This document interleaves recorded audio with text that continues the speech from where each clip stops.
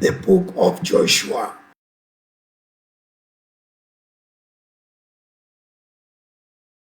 Nkosi Simakade, Nkosi yezulu nemhlaba, sisondela phambi kwakho Nkosi kulesikhathi. Sembathi senkosi ngelifu lenkazimulo yobukhona bakho. Usibuse uNkulunkulu wethu lonamandla onke ngendlela lothanda ngayo.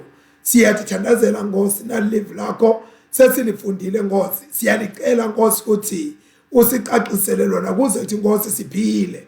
Ngoba sivile Nkosi ukuthi the word must be read, heard, understood and be applied. Sisite ke Nkosi sesilifundile, silive, siliqonde kuze sidawulenta bese ke ludumo lonke lutakuwe wena le ungumnikati walo lelivi ngaKristu Jesu Nkosi manje naphakade. Amen.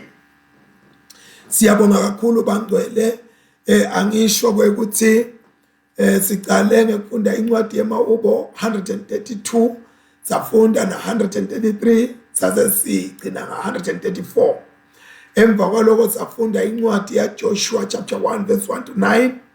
Saze sagcina ngekufunda incwadi okanye livangeli la Luke chapter 9 verse 51 to 62. Kodwa ke thina sitawucaphuna la encwadini yaJoshua ku-Old Testament. Kunetinvo leti utsindako kakhulu umoya wami. Lana sibona Joshua uyathunywa, uyaniketwa umsebenzi, uthunywa nguNkulunkulu. Joshua uyathunywa, uthunywa nguNkulunkulu.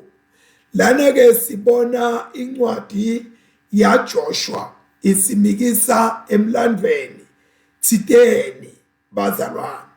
Ngiyaxolisa ke bangcwele engathi sekambe gas sesidaba nenkinga khamba gas angimwathi uthi uyapi, but ke let me just say I'm sorry for now. Let me quickly